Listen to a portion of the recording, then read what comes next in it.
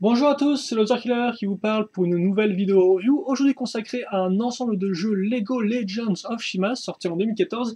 Il s'agira de la référence 110134, la Vertus Outland Base, ou en français, la base Lion des terres lointaines, donc un peu plus lyrique, hein, comme nom de set en français. Ça coûte 59,99 € et ça contient 184 pièces, et il faut le noter, c'est une des deux éditions spéciales. En clair, c'est un modèle plutôt difficile à trouver, donc vous pouvez le trouver dans certains magasins uniquement, donc c'est un magasin de jouets, et aussi principalement quand même sur le site officiel de Lego, hein, ainsi que dans les Lego Store, donc dans leur boutique officielle. Voilà. Moi personnellement, j'ai commandé sur la boutique officielle de Lego, la boutique en ligne bien sûr, donc je vous conseille de faire pareil, hein, comme ça. Au moins, vous êtes sûr de l'avoir. Donc la boîte, comme vous pouvez le voir, assez grande, rectangulaire, la bannière Legend of Shima à ce niveau-là, avec la tête de la Vertus en gros plan, la Vertus Outland base, qu'on voit avec les informations ici, ainsi que sa base en elle-même, tout en longueur, et les 4 figurines incluses dans ce set à ce niveau, de gentils de méchants qu'on peut voir avec les couleurs rouge et bleu, ou bleu et rouge dans l'ordre. Donc 4 figurines qu'on retrouvera ici dans différentes petites poses, et comme vous pouvez le voir, on aura l'aval et bien en 1, 2.1, pour voir un peu à quoi ça ressemble dans vos petites mains en vrai. L'arrière, donc, vous montrera différentes petites cases qui bien sûr représentent, ou plutôt mettent en avant chacun des différents mécanismes. On verra aussi là la base, parce que la boîte à l'avant vous montre bien juste l'avant de la structure et non pas l'arrière. Donc là vous pouvez avoir vraiment un peu tout, les véhicules, donc bon, là au moins on a tout vu, mais bien sûr ça on le verra ensemble au cours de cette review. Les modes d'emploi maintenant. Donc le premier se base avant tout sur les véhicules. Il est plus petit, comme vous pouvez le voir. Il n'a pas grand chose d'intéressant au niveau contenu additionnel, si ce n'est une pub pour le club, une pub pour la gagne, et puis bah voilà. Pas grand chose de plus à dire là-dessus. Le second mode d'emploi est aussi beaucoup plus grand, comme on peut le remarquer forcément, vu qu'il faut de la place un peu pour montrer à quoi ressemble bien toute la base au fur et à mesure des étapes. Donc 27 grosses étapes, sans compter toutes les sous-étapes. Il y a vraiment beaucoup à construire là-dedans. Je vous préviens. Enfin, je préfère vous prévenir. La liste des pièces sur 2 pages. La pub donc avec les différents modèles, aussi bien boîte de jeu que bêtes légendaires que speeders ensemble, mais ils ne sont pas tous. Là par contre, toutes les figurines ainsi que dans quel modèle elles apparaissent, donc à chaque fois les références sont marquées. Et bien sûr, vous pouvez bien sûr, faut que je me ralentisse un peu le rythme, je pense. Donc oui, vous pouvez aussi cocher forcément les figurines que vous avez déjà. Les différents modèles sortis. Donc là, vraiment, on a tous les modèles bêtes légendaires, tous les speeders, toutes les boîtes de jeu, contrairement à l'autre image. Une pub pour le site. Voilà, une teaser et une pub pour Legoland. Allez, enfin pour les Legoland, même, il y en a plusieurs. On va commencer la review avec bien, nos figurines. Et donc en tout 4 figurines, comme j'ai dit, et donc 2 gentils. On va commencer avec la Vertus, c'est sa base. Donc honneur à la Vertus. Alors, voilà, on devrait être bon, juste là, le temps que j'ajuste la caméra. Donc la Vertus, qui n'est pas nouveau, parce qu'en soi, on l'a déjà vu dans la Vertus, dans la Vertus Twin Blade, donc un set un peu moins cher à 20 € si je ne dis point de bêtises. Donc pas nouveau, mais toujours de qualité l'imprimé, hein, comme vous pouvez le voir avec la petite, le petit sorte d'écharpe, bien sûr le conteneur Hachi à l'avant, enfin l'espèce de collier Hachi, la ceinture, les vêtements, enfin niveau pantalon un peu déchiré, comme vous pouvez le voir avec un emblème de lion sur le genou qui est parti. Hop là, ensuite l'arrière là encore avec les petites chaînes et tout, donc c'est vraiment un imprimé de qualité. Par contre, contrairement au Lavertus Twin Blade dans lequel il venait avec une armure dorée, là il viendra avec une armure nouvelle génération, une nouvelle version tout argentée. Donc c'est la seule petite différence entre les deux Lavertus, la couleur de l'armure, ce qui en soi n'est pas spécialement incroyable, hein. Vous en conviendrez. Voilà, 2 têtes, et la tête-tête, comme ceci. Où il est un peu, c'est vrai qu'il ouais, c'est pas trop bien réveillé, quoi. Voilà. Hop, pour la Vertus. On passe maintenant à Laval. Donc Laval, là encore, ce n'est pas sa première apparition. On l'a déjà vu dans le Scorpion Stinger. Donc il a effectivement son nouveau Thor qui est aussi partagé, je vous rappelle, par Krager ainsi que Gorzan. Par contre, les gens, quand elles sont uniques, elles sont vraiment sympathiques avec cet effet doré, enfin cet effet argenté, excusez-moi, avec la petite chaînette qui tient 2 espèces de petits emblèmes comme ceci. C'est plutôt, j'aime vraiment. Hop là, l'arrière. Armure argentée. Et donc là, par contre, la différence par rapport à son armure avec Scorp, c'est qu'avec Scorp, souvenez-vous, il avait aussi un pack de grenades à l'arrière. Voilà. Là, il a juste l'armure telle qu'elle. Les 2 expressions de la tête, par contre, sont les mêmes qu'en 2013. Tout comme sa tête, et tout comme, hop là, Donc avec le petit diadème, la couleur de cheveux un peu dans les rouges foncés, et tout comme son arme qui effectivement est une lame entre guillemets dorée, qui d'ailleurs est apparue même cette année avec la bête légendaire Lion justement. Et elle est aussi apparue en 2013, souvenez-vous, avec Equila dans son tank et surtout aussi Laval dans son propre tank. Et d'ailleurs, je tiens à préciser que, comme vous pouvez remarquer, Laval n'a plus de cape, hein, contrairement à ses versions 2013. Il a jeté la cape pour juste l'armure bien renforcée. Et c'est pas plus mal, parce qu'effectivement, maintenant, il doit affronter de nouvelles menaces, comme Sparatus, qui représentera l'attribut des araignées dans ce modèle. Voilà. Donc Sparatus, franchement, rien d'incroyable, c'est la figurine qu'on retrouve le plus en 2014 vague 1 en clair. Il a son propre set, le Sparatus Spider Stalker. Il apparaît aussi en Speeders, voilà. Et il apparaît aussi dans un modèle promotionnel. Donc autant vous dire, Sparatus, voilà. Je vous rappelle aussi que les figurines méchantes n'ont pas d'imprimé à l'arrière, voilà. Tout simplement. Donc il y a juste une petite fourrure et tout. Hein. Et la tête-tête avec l'imprimé toujours aussi sympatoche et les couleurs toujours aussi bien appliquées. Là, comme pour les petits creux hein, que vous n'avez pas remarqué. Détail auquel on ne fait pas spécialement attention tout le temps. Et enfin, Blista. Donc Blista qui représente quelque chose sur eux cette fois-ci. Et qui a déjà eu une apparition dans un modèle Speeders. Donc comme on peut voir, pas véritablement d'exclus dans ce modèle-là ni aux figurines. Hein. Enfin, bien sûr, pour tous ceux qui ont eu les autres modèles auparavant, voilà, il n'y a rien de spécialement nouveau. Hop. Alors, par contre, comme c'est une créature ailée, dont on ne doit qu'à des armures 1.0, visiblement, eh bien, ce sera aussi le cas pour Blista, voilà. Par contre, les ailes sont les mêmes ailes de chauve-souris, hein, ce ne sont pas les mêmes ailes que celles utilisées par Eris, par exemple, ou les corbeaux. Enfin, Eris, les aigles ou les corbeaux, tout simplement. Voilà, la tête sympathique, je trouve quand même Blista avec la petite sous des sourires. Là, encore pas imprimé à l'arrière. La tête, et enfin une arme, parce que comme vous avez pu le voir pour l'instant, l'Avertus ainsi que Sparatus n'ont pas d'armes. Alors l'Avertus se sera réglé quand on verra sa base, parce que ses armes sont dedans, mais c'est vrai que Sparatus, si je dis pas de bêtises, il a pas vraiment d'armes, hein. Si ce n'est son véhicule. Et donc par contre, effectivement, Blista a une arme, hein, donc le petit canon, voilà, hop là, les petites pointes, la petite couleur vert clair transparent des méchants, et puis voilà, je pense pour notre ami Blista, donc qui rend plutôt pas mal, avec des bonnes petites couleurs, les bonnes petites imprimés, et forcément toujours cette teinte dorée qui rajoute un peu de profondeur à l'ensemble de l'imprimé. Allez, on va commencer avec les véhicules. Donc il y aura deux véhicules, un par camp. Le premier, c'est un véhicule Lion, donc on sait qu'on commence un peu à les connaître. Hein, donc les Lions étaient déjà l'attribut la mieux représentée en 2013. Ce sera un peu pareil en 2014, tout du moins par cette première vague.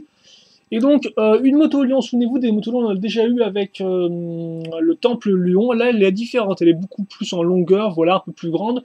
Donc, comment elle est constituée? Assez simple. Hein. On va prendre une 2x4 comme vous pouvez le voir, l'allier avec deux pièces 2x1 plus tenon à l'avant. Et vous noterez d'ailleurs la présence de pièces tenon dessus et sur les côtés, aussi bien ici que là que là. Donc, en clair, ce sera bien utile pour accrocher la partie latérale du véhicule. Pour l'instant, on va revenir du tenon l'un sur l'autre avec la pièce en S comme vous pouvez le voir ici, bien utile pour donner la forme au véhicule et aussi pour accrocher la pièce 2x1 avec deux accroches circulaires qui ressortent et qui seront utiles pour accrocher la roue. Voilà.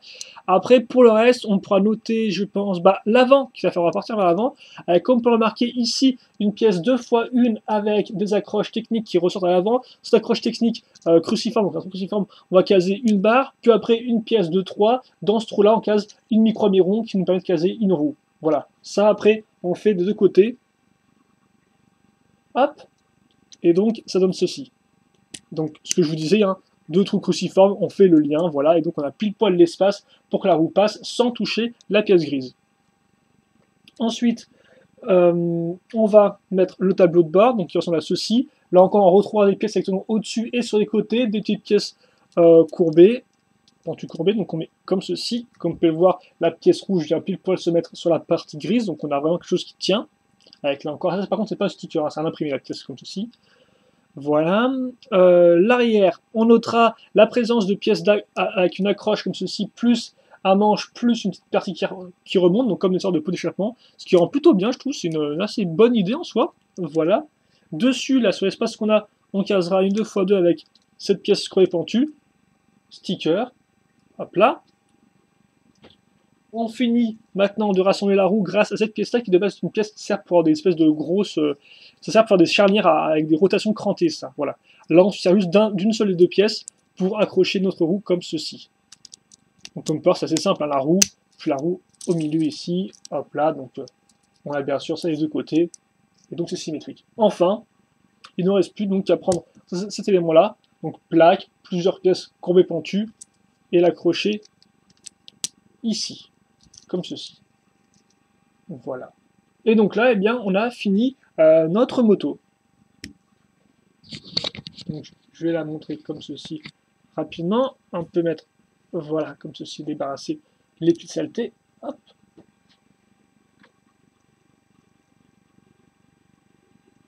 Alors rapidement, niveau dimension, la moto, c'est du 3 cm de hauteur par 12 de longueur par 4 de largeur. Voilà. Donc je pense que le plus important à retenir, c'est le 12 de longueur. Donc voilà à quoi ça ressemble à l'avant. 3 quarts, profil, 3 quarts arrière, comme pour des belles courbes, hein, belle moto de course un peu dans l'idée. Et voilà. Petite comparaison de taille par rapport à une figurine. Donc ça va, quoi, elle est juste un poil plus grande. Elle n'est pas non plus énormissime, je trouve souvent, c'est des fois le problème des motos, c'est qu'elles sont beaucoup trop grandes par rapport aux figurines. Là, ça va dans le sens où elle n'est pas juste large, elle est aussi longue. Donc en clair, on n'a pas vraiment une histoire de truc super compact et super large et super épais. Là, on a vraiment un peu les deux qui sont représentés, donc voilà. Et donc après, c'est la figurine debout, vu qu'il n'y a que deux seuls tenons, et voilà. Par contre, c'est vrai qu'effectivement, là, la figurine debout telle qu'elle, c'est un peu la louche, je tiens à dire. Mais bon, ça casse un peu le dynamisme de la moto. C'est vrai que c'est un peu spécial, ça aurait pu essayer de la casser différemment la figurine pour une fois. Parce que même en levant les bras et en mettant la figurine comme ça, avachie, ça excusez-moi, ça ne rend pas top. Donc bon, et puis bah, pas de mécanisme, hein, ça roule, et puis c'est tout. Ensuite, on va rester dans l'univers Lyon avec une petite, une sorte de, oui, un petit chariot à outils. Donc, petite roue, une pièce 2x4, dessus une 2x4 plaque lisse avec un petit sticker et 4 accroches sur les côtés, ainsi qu'une accroche à l'avant pour mettre je vais dire guidon, mais oui, effectivement, le truc pour diriger.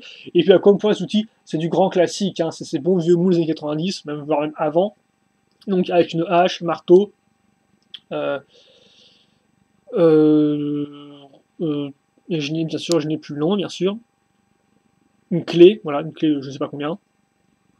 Et je suppose, là par contre c'est plutôt cool, vous avez un fer à souder. Encore, je suppose que c'est un fer à souder, en tout cas c'est sympathique, avec 3 petites pièces. Autant, voilà, ça passe. On peut bien voir le sticker, comme ceci. Donc ça, c'est ça. Et après, le second gros véhicule, donc là plus de trucs à outils, c'est le véhicule araignée, qui ressemble à ceci. Alors, on va ajuster la caméra.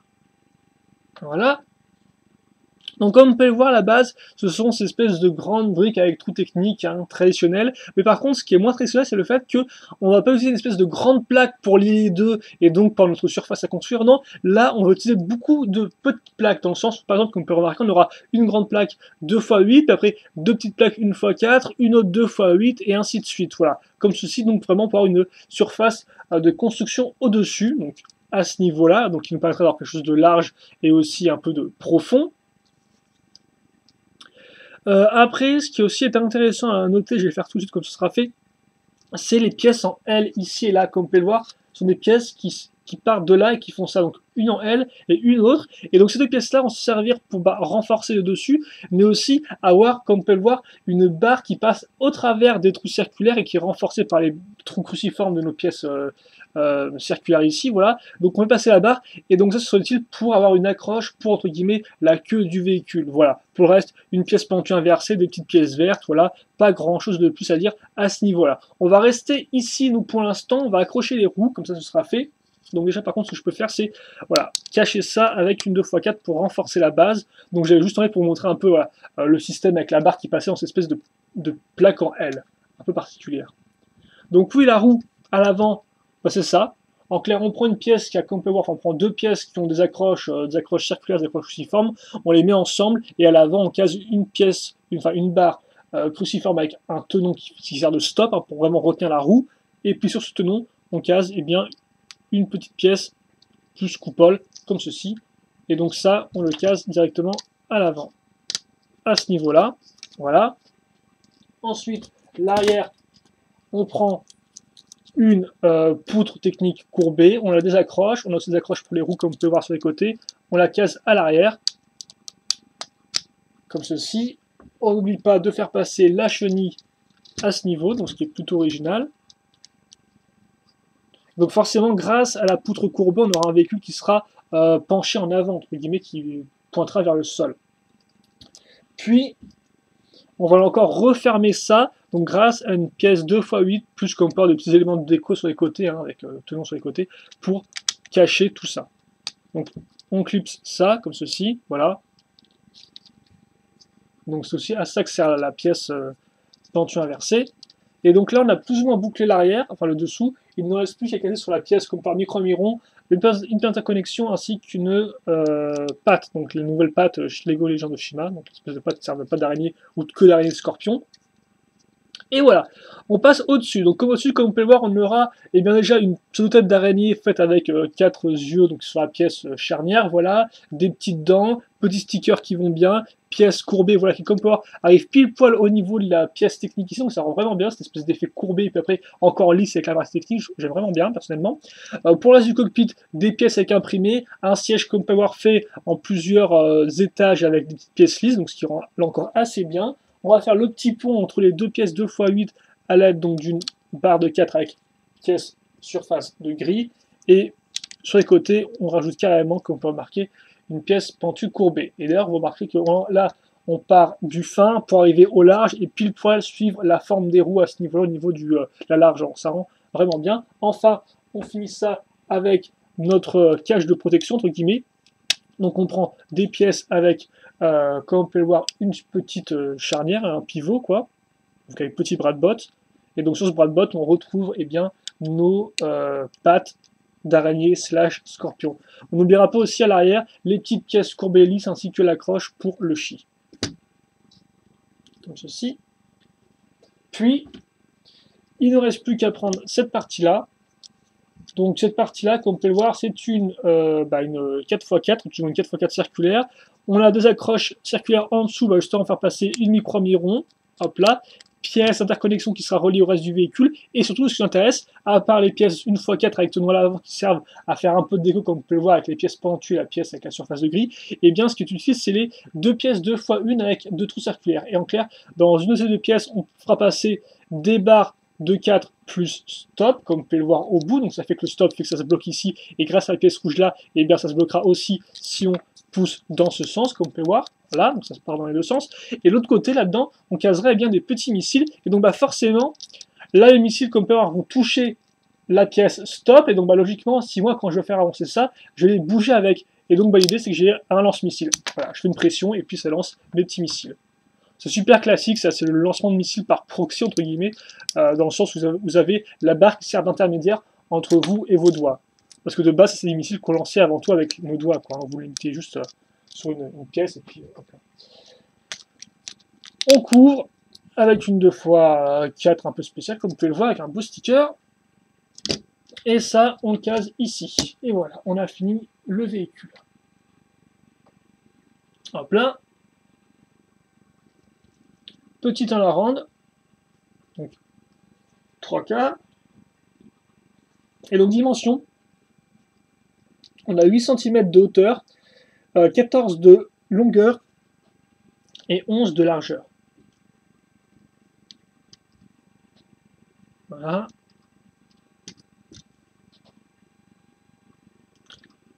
Et ça reste un véhicule, ma foi, assez original, je trouve. Hein. Donc bon.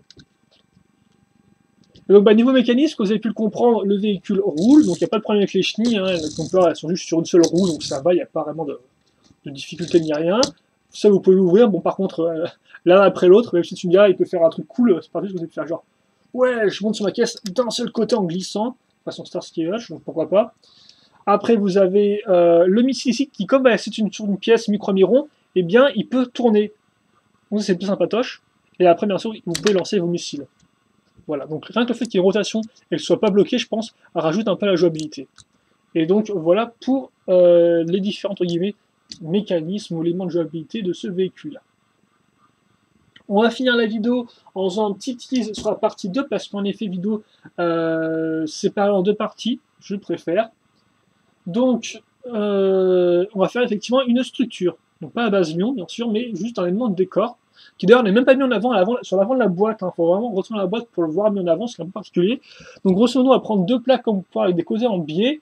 Après, dessus, on va prendre une de ces pièces en L, là, comme pour la pièce grise, qu'on avait déjà utilisé justement sur le véhicule pour le renforcer, pour ajouter notre barre.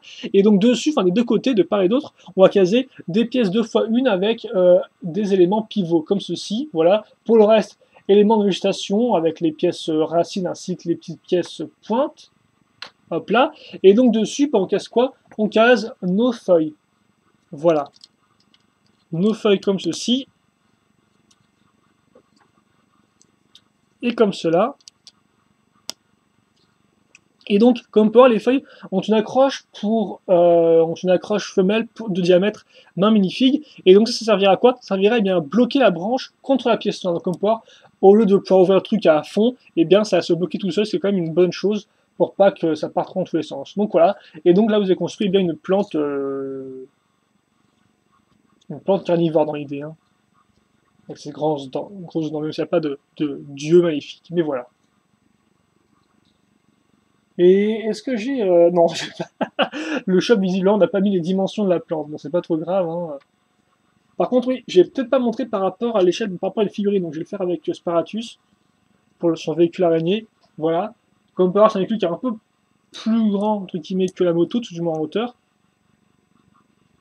Et donc il fait vraiment une bonne taille, je trouve. C'est pile poil le petit véhicule petit moyen, quoi. Pas trop grand, pas trop petit, juste la bonne taille. Et donc on a vraiment l'impression d'avoir un truc qui fait quand même, qui fait un peu peur quand on le voit arriver. Voilà. Et donc on va se quitter là-dessus pour cette première partie.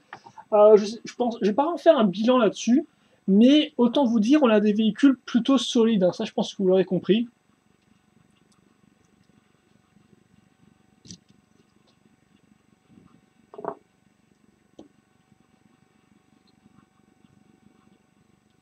Comme ça.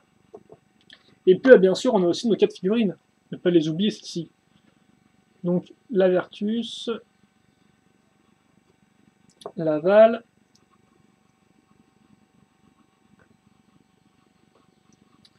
Sparatus, ouais,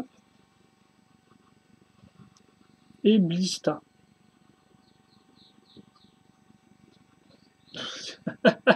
Ils sont un peu en mode, ouais, en mode incrus, là, je trouve. Hein. On va les mettre comme ceci. Voilà, c'est pas trop grave. Un peu reculé. Voilà, ça devrait faire l'affaire. Juste que je fasse en sorte qu'on voit bien ce qui se... Non, bah, je pense qu'on est bon là. Hein. Avec cette espèce de lumière. Voilà, ça devrait être pile poil bon là. Donc, on va se quitter là-dessus. Moi, je vous donne rendez-vous pour la seconde partie de la vidéo review dans laquelle on parlera de la base en elle-même et dans laquelle aussi on fera le bilan. Voilà, donc je vous dis à tout de suite, entre guillemets, pour la seconde partie. Et bien sûr, si vous avez déjà des questions sur ce qu'on a vu dans cette vidéo, n'hésitez pas à les poser, j'y répondrai avec grand plaisir. Allez, à toutes.